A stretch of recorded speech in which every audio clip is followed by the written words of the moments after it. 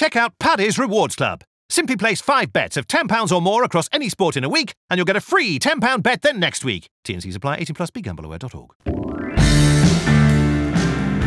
Hello and welcome to the Racing Post Snooker Postcast. Snooker loopy nuts are we. I'm Mark Langdon. Joining me in the studio, we've got Snooker Supremo at the Racing Post. It's Dave Clark, and joining us on the line from our sponsors Paddy Power, it's Declan Mallon. We're going to be talking all things Masters. It's one of the biggest events in the snooker calendar, and Dave, I'll come to you first. Why is the Masters such a big one in your opinion? Well, this is the best against the best. The top 16 all battling it out. There's no passengers here. We're at the Ali Pali as well, which is a great venue. A slightly different atmosphere to when the darts is on, has to be said. But yeah, I mean, it's one of the triple crown, as it were, in the snooker. The UK and the world's being the other two, and goes well to form. I mean, it's quite a shortish format. It's best of 11 throughout, apart from the final, which is best of 19. But lots of drama as well. So it'll be a belter, no doubt. And Declan, first of all, just so you can sort of introduce yourself to the listeners, do you play snooker much, and what's your highest break? Yes, I play snooker, but I wouldn't be a prolific break builder. I would say my high break's probably about 35 maybe. Clarky's got a ton in the bag, so we'll have to set up a meeting. How many points do you reckon you'd be giving him, Dave? I'd have to give him a few, 20 odd, 30 odd, I think. Yeah, would that do us? I mean, the eyes have gone. I've not seen you play, Declan, but I think I'm going to back Clarky to cover the handicap if you ever shall meet. Do you like the Masters, an event, and the punters as well? Yeah, I'd say actually the Masters is probably my favourite tournament. I like the way it's a shorter format than the Worlds. The matches are completed in the one session. Anybody that gets out there on their rankings, rather than the Worlds where maybe you might get a player qualifying for the luck of a handy enough qualifier draw. But yeah, it's always good matches. I mean, do you think, Declan, that the fact that everybody knows the players that are playing kind of helps sort of, people have a bet and an opinion on it? Because we're seeing now with all these everybody going to the finals event, we're seeing a lot of sort of new names, reaching the latter stages. We're also seeing, a lot of mismatches early on, players going off 1 to 20 or whatever, even in best of sevens. I mean, do you think it helps punters that we've just got the big hitters? Oh, definitely. From the first round in the Masters, you've got top class matches. For example, Selby against Maguire in the first round, Allen v Purcell, Murphy v Hawkins. Matches like that are just very hard to call. Sure, and O'Sullivan is the favourite. Can you just run us through the list of betting, please, Declan? Yep, no problem. The favourite, as usual, is Ronnie at 2 to 1. Then we've got Mark Selby at 13 to 2. Judd Trump 15 to 2. Last year's Masters champion Mark Allen 10 to 1. The world champion Mark Williams 12 to 1, and 14 to 1 bar. Okay, well, hold your outright tips for now. We don't want to give away all the juicy stuff right at the start. Dave mentioned earlier there about the these events now that have got 128 players or whatever it is, all the time. It's difficult for maybe casual snooker punters to keep a grip on all the results, because it feels like there's a tournament starting every couple of days. We've got even this Championship League going on just over the new year. So I mean, can you just give us maybe a little brief rundown of who's hot and who's not, maybe in the snooker scene? Well, as you say, it has been busy. I think that recently the Scottish Open started the day after the UK Championship finished. Ronnie swerved it, having won the UK, and I think he was fined because I think it was Kyron Wilson who he beat in the final, turned up in the Scottish Open, so you get a fine for that. There's been sort of 20 odd tournaments so far. Ronnie's won 3 already. Shanghai Masters, which is a big competition in Asia. Champion of Champions, and of course the UK. I was just going to say that it's quite important maybe they are 3 of the biggest ones that we've had so far, and certainly in terms of the financial incentive. So he clearly turns up when he wants to, Ronnie, for the big events. He's in form for the big ones. Yeah, well, the format now of the tour is that players can, despite him continuously moaning about it, they can pick and choose the tournaments that they want to be in, and it's not a point system. It's run via points, but in terms of money, a 2-year rolling ranking system, and these 16 are the best 16 over the last 2 years. They've accrued the most prize money, so they're here. Why is Ronnie picking fights with Barry Hearn every week on Twitter, in your opinion? Does it help him? Does it help him focus? Maybe. I do think some of his antics can sometimes help him cope with what's going on. Can be a bit of a sideshow, a distraction, and the snooker can be a little bit secondary for him. And he'll continuously play it down, but he is still the main man. He's different class, and when his head's on, he is untouchable, as he's shown in this tournament time and time again. Declan, again, without giving away all your tips, I mean, Ronnie gets home advantage from playing at the Ali Pali. I mean, do you factor that into your prices? The crowd noise. It seems a bit strange at snooker, but the London crowd, even when it was at Wembley, tends to be maybe a bit different to maybe some of the others. I wouldn't really factor the home advantage into the prices so much, but he certainly does tend to get an advantage, but that seems to be anywhere he plays. Ronnie has a massive support, and they're always very vocal. I found it quite funny after the UK Championship final, he came out and had a go at all the Mark Allen supporters for cheering against him. Like, that happens every match Ronnie plays in to his opponent, so I thought it was very ironic, that one, but yeah. Okay, well, if you're going to have one bet, I think it's usually the "Go on, Jimmy" shout that comes over the Ali Pali when people have maybe had one too many sherbets earlier on in the day. So next up, we're going to be talking around all your best bets in terms of the first round matches and the outrights. We'll be back in a minute. Success ain't earned, it's bought. That's why at Paddy Power, we paid the big bucks for the best tech nerds in the world to develop our new, fastest ever app. Download the new app from the App Store or Play Store now. 18 plus, begambleaware.org. Welcome back to the Racing Post Snooker Postcast. Now let's talk around the first round matches, and we'll begin. We'll go to Declan for all the prices and his best bets, and then I'll move over to Clarkey. So Declan, we start with Mark Allen against Luca Bressel. Can we have the prices and your best bet, please? Yeah, we have Mark Allen 1-4, Luca Bressel 11-4. For this match, I think I'll just be going Mark Allen on the handicap, which is -2.5. I don't think Bressel's ever beat Allen. They played in the Masters last year. Allen won 6-3, and since then, Allen's only got better. He's improved big time. He obviously won the Masters. He's won a couple of ranking tournaments this year. Bressel just has totally lost all sort of form, so I can only see a comfortable Allen victory in this one.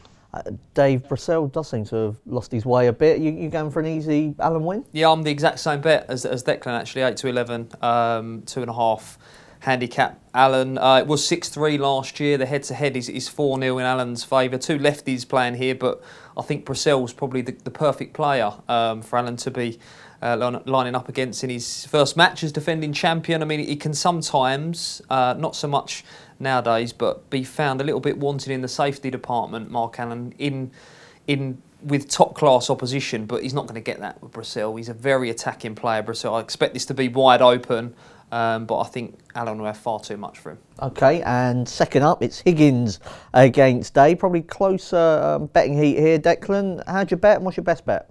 Yeah, we'll get John Higgins here at the 13, round day 5-4. I think this is going to be a very close, tight match.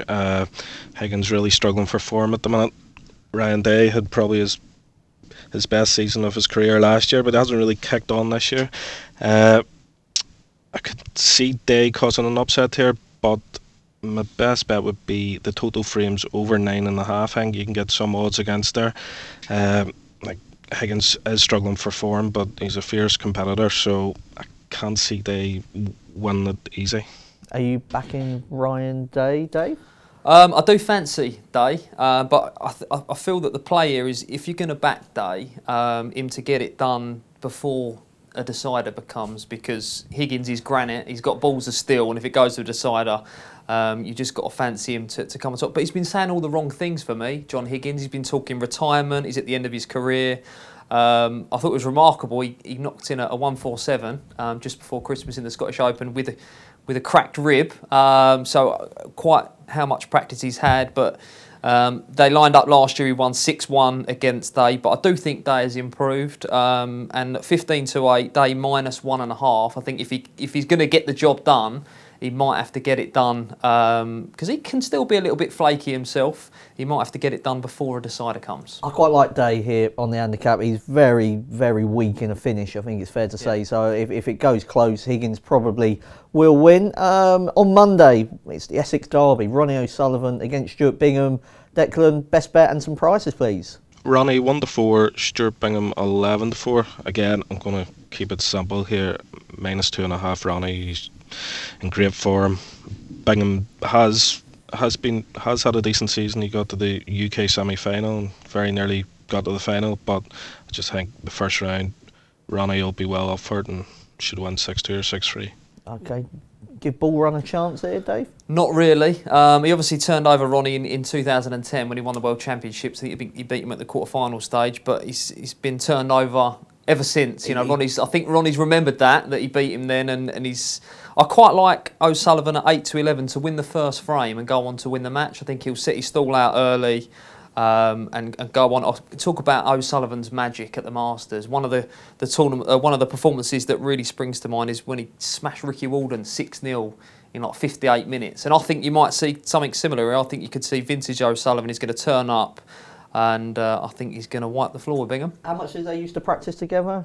A lot, a hell of a lot. So Bingham's picked the balls out of the pockets. Yeah, I'd say so. Quite a few times. The head-to-head is 14-3. In O'Sullivan's favour, so they've met many times, and Ronnie very much got the upper hand. Sure, okay, and then the evening game, I'm really looking forward to this one. Very close betting heat, Declan. Ding Junhui against Jack Lisowski. Yes, Ding 8-11, Jack Lisowski 11-10. Again, it's a hard game to call. Ding's form has been totally gone at the start of this season. Jack, he's really kicked on the last 6 months or so. He's had a good start to the season. He got to the final in Riga, but I think my best bet would be Jack to have the high break. If you look at Ding's break stats this season, they're very poor by his high standards, and Lisowski's always been a good man for making a century, so I think you can get odds against for Lisowski to have the high break, so that would be my best bet. Now Dave, I know you seem to be on Lisowski every single time Yeah, I speak to you. Do you give him a strong chance here? I mean, you always do give him a chance. What is it you like about him, and B, your best bet for this game? I think behind O'Sullivan, Jack Lisowski is probably the most naturally gifted player on the tour. He's very pleasing on the eye, flows. You know, his shot selection is very good. It's usually when things come to crunch, he can sometimes make the wrong decision when the pressure comes. That might be against him here, but I'm exactly the same as Declan. I like Lisowski highest break here, 10-11 with Paddy Power. To put a bit of meat on the bone, so far this season, Ding, who we assume is a century machine, has only notched 13 centuries so far this season. So he's very much out of form. Will he warm up the second half of the season? Perhaps. I mean, he's notched 62 in one season before, whereas Lisowski's had 27. So I do think that Lisowski is a decent bet here to notch the highest break, and I think he's going to cause Ding a lot of problems. He's very, very attacking, and he's a streaky player as well. He can reel off 3-4 frames very, very quickly. So 2011 Ding obviously did the business, but he's had a horrendous record since then, and I think you might see an upset here, but I definitely like Lisowski for the highest break. Okay, a Tuesday sort of heavyweight clash in terms of those that have been there, seen it and done it before. Mark Williams, Neil Robertson, Declan. Again, prices and best bet. Mark Williams 4-5, Neil Robertson even money. I really like Neil Robertson in this one. Mark Williams seems to have been partying hard for the last 6 months since he won the World Championship. Rightly so, I think. That's rightly so. He did win the World Open in August, I think it was, but he hasn't really done much since then. He seems to have been going quite a few holidays. Robertson will have too much for him. He seems pretty focused. He was back playing snooker on New Year's Day at the Championship League, which sort of indicates that his mind is on the game, and he's had a decent season so far. He won in Riga, and he's got the International Championship final as well, so I just think he'll be better prepared, and I think odds against is a good bet. Okay, well, Williams is social media is definitely worth a follow. He loves his bingo, loves his booze. Will he beat Robbo? I don't think so. I'm very, very similar to Declan here in that, I mean, Neil Robertson's had some quite big issues off the table. I think his wife suffered from depression, and when he was away, you know, his attention was sometimes drawn away from snooker, and he's also been, by his own admission, sort of addicted to video games. You know, it's been a couple of big distractions off the table. Fortnite player, not for me, no. But I think he looks as if he's a little bit more focused this season. Obviously, won in Riga. This is a guy that notched 103 centuries in one season alone. I thought a 5-6 Robertson to have the highest break here. Get him on side. You know, he's a century machine in this sort of market. Whereas Williams can sometimes get to sort of 70, 80, the frame be over, and he just turn it in. You know, he might try and play an exhibition shot. He's not interested in clearing the table. So at 5-6 Robertson, highest break, I thought was a good bet. Okay, and then Tuesday evening, Declan, Barry Hawkins against Sean Murphy. This looks to be a close one. Yep, Hawkins is 4-5 and Murphy is even money. Murphy had a terrible start to the season, but the last month or so he's sort of found his form to a degree. Hawkins is always a solid player, so my best bet would be over 9.5 frames in this match. I can't see either player getting away from the other one. I could easily see it going to a final frame decider. Okay, Dave, some people might look at that and think Murphy is the outside, a bit of value. Or how do you see it? I'm going to be with Hawkins, but I can certainly see that school of thought. I mean, Murphy's another player who's had issues off the table. He moved to Ireland. He became a father again, and then sort of unfortunately his daughter was taken quite seriously ill, his newborn daughter. So understandably, his attention was drawn away from the table, drawn away from practice. But as Declan mentioned, you know, he looks like he's starting to find his rhythm again. They met last year, the first round. 2 years ago in the first round, and Hawkins tonked Murphy 6-1 at 4-5. I'll be with Hawkins again. He's a very, very solid player, and he's a player now that after Christmas his form tends to improve. As they build up towards the Crucible, he improves. Yeah, so this time of year you'll just start to see improvement from Hawkins. So I'll have him on side here.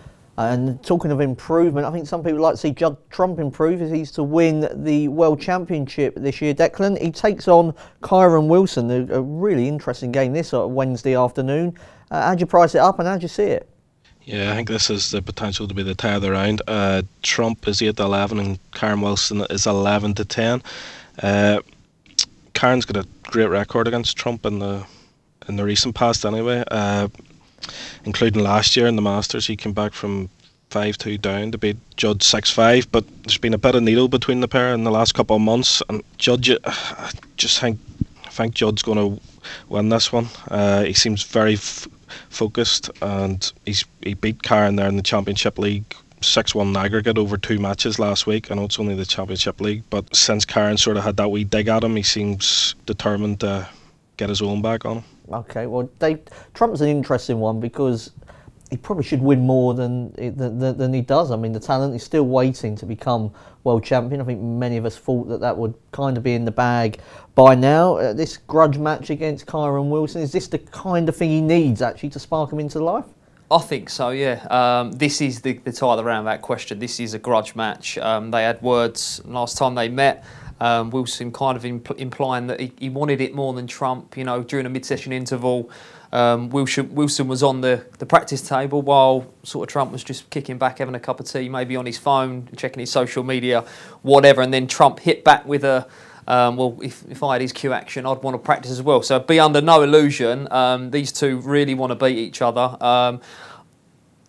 What happened last year would have hurt Trump. As Declan mentioned, 5-2 up, and then Wilson reels off 4 frames in a row, 6-5 in what was an epic match, an epic comeback. But I like Trump as well. But I think the bet here is the winning margin under 2.5 frames. So basically, you're looking for both players to get to 4 frames. This won't go the distance. 11-10 over is 4-6, and I felt that was probably round the wrong way. I can't see this being a whitewash, a hammering. They'll both want to beat each other, but I can't see either player running away with this. Trump is in good nick coming into this. He's a bit of a dark horse for the title. I think he'll shade out Wilson, but 11-10, I think it will go the distance. Okay, I think Trump's a fair bet myself in that one. And the last of the first round matches, Mark Selby against Stephen Maguire, Declan. Mark Selby 1-2, Stephen Maguire 13-8. Just going to go Mark Selby -1.5 here. I just think he'll have too much for Maguire. Maguire, I don't know how well he'll have prepared for this over Christmas and that. I don't know how dedicated he is to the game anymore. Maybe I'm wrong, but I just think Selby hasn't had the greatest of seasons by his standards so far this year, and I think he'll be well up for the Masters this year. Okay, so we're going for an easy Selby win. See it that way, Dave? I do, yeah.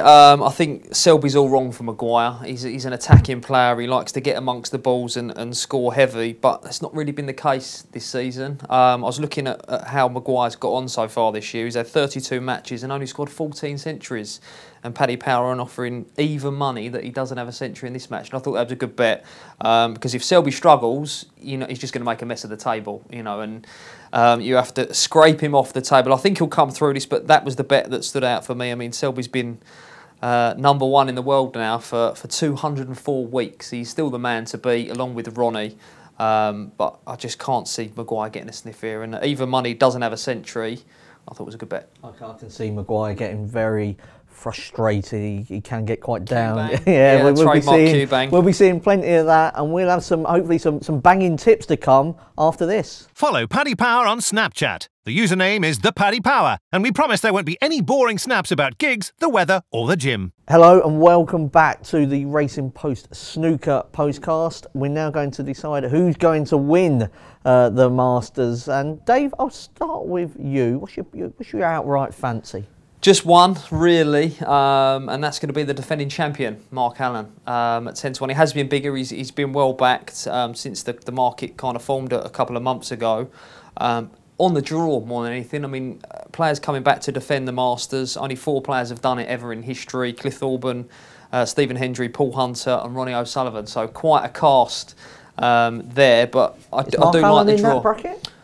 I think he can defend this title hit purely on the draw. I think he'll steamroller Bracel. I think he's got the beating of Ding and Lazowski in the quarterfinal, and then Ronnie probably beckons in the semis. But at 10-1, I think he's where the value lies, and he's shown already. I mean, I know Ronnie beat Allen in that final just before Christmas when they both met in the UK, but Allen's not scared of O'Sullivan. They play plenty of exhibition matches together. He knows him inside and out, and I don't think he'll be scared of the winning line should it come when facing O'Sullivan. So at 10-1, I'll be with a pistol to defend his crown. Wonder what you was going to say there, Dave. Declan, we're taking on, well, Dave Clark's taking on Ronnie. What about you? No, I'm definitely not taking on him on. I think this tournament is set up for him this year. He's in great form. He's got a great record at the Masters, and I think the draw looks perfect for him. Yep, I'd be a backer rather than a layer of him. Also, an outsider, Sean Murphy. He's found a bit of form just before Christmas. He's got a decent quarter, I think a very winnable one, and I think the odds just look a bit big on him. If he finds his form, he's won there before, so I think he's worth a bet. Okay, maybe in the name the finalist there. Dave, let's just talk about Ronnie again, because it's going to be the attention for most people. You're either with or against Ronnie. He beats Bingham in his first round. Who's he got next? He will play the winner of John Higgins and Ryan Day. And if, like me, you fancy Day to beat Higgins, then you could argue it's a great draw. Bingham then Day, and then he's taking on perhaps a Mark Allen to be in the final. Whereas the bottom half of the draw is a little bit more tricky. Yeah, so Declan's given us Sean Murphy as maybe somebody that can come through that bottom half. Is there anybody that you would like to pick out? Yeah, Barry Hawkins, who Murphy plays in the first round. You're targeting the same kind of area. Yeah, because similar to what Declan's saying, the winner of Hawkins-Murphy plays the winner of Williams-Robertson, who would be vulnerable. I mean, that would probably be a pick'em, the winner of both their matches, and then the winner of that's into the semi-final, whereas that third quarter, also in the bottom half of the draw, is where you find Selby and Trump, and they're probably going to meet in the quarters as well. So I certainly think that trying to pick through the top half of the draw is a little bit more straightforward. I've just gone with Allen over Ronnie, but I can certainly see why you'd want to be with Ronnie, because to that semi-final, it looks quite a safe passage. Declan, there's plenty of other sort of specials knocking around on Paddy Power's site. Any that you'd like to sort of push to the listeners? Well, we've got the quarter betting. Name the finalists, winning quarter. A tournament 147. There hasn't been one in quite a while. It's 7-4 yes, sir. If you think there's going to be one of those. The high break in the tournament. We're only at 7-2 for that one. Judd at 13-2. Or you might like some of the bigger prices. Anyone in any of these other markets, Dave? Well, I wouldn't be steaming into the 7-4 for there to be a 147 because it hovers around that kind of price for any tournament. What you've got to remember in the Masters, I mean, I know we've got the best playing the best, but there's only 15 matches here. It's played over a week, but there are only 15 matches and a short format. And also, yeah, they tend to be quite tight matches as well, so they get a little bit nervy as well at times. So I wouldn't be steaming into the 7-4.